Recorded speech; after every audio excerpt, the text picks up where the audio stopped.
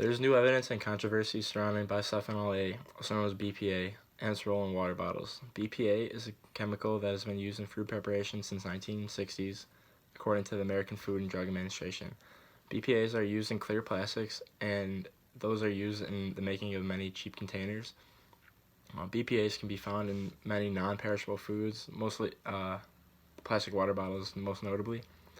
The FDA has recently banned BPAs from being used in baby bottles and materials for small children, but not in adult containers. And this has sparked controversy in many circles as people are searching for answers on what to do with the BPA.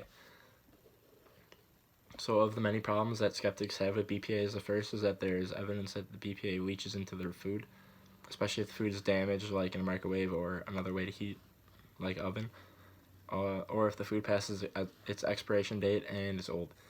And experts are not sure of even how BPA harms the body quite yet, just because it's more of a recent thing, and so there's really no way to tell for sure what happens. The FDA has also concluded that the current time that BPA is safe at current levels and as it occurs in food. I think that the real problem with BPAs is that there's not really a safer alternative right at the moment. They're also working on different types of BPAs.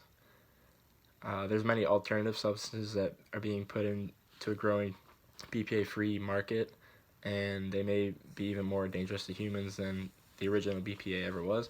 One study found that mice exposed to a BPA alternative was subject to hormone disruption and problems with their eggs and sperm. Eggs for the female mice and sperm for the male mice. And the evidence is that the mice were able to pass down these problems, the hormonal problems, from at least 3 generations, so they can track it.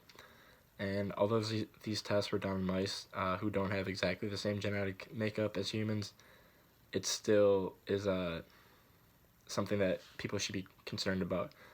And most people use plastic containers and preserve their food, so this affects a large majority of people.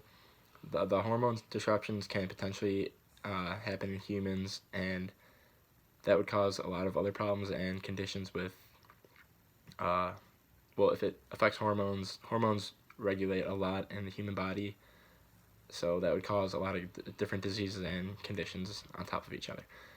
There are many alternatives out there to BPA, but none of them really offer a helpful answer to the problem that we face with the material. So there's probably 6 or 7 that have been tested, and all have gone in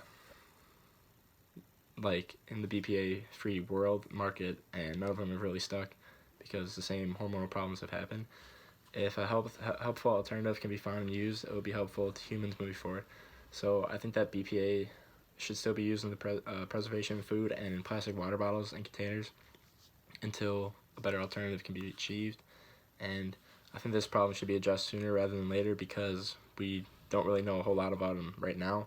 But if we kind of catch the problem before it happens, we might have time to change the effects before they take place on us.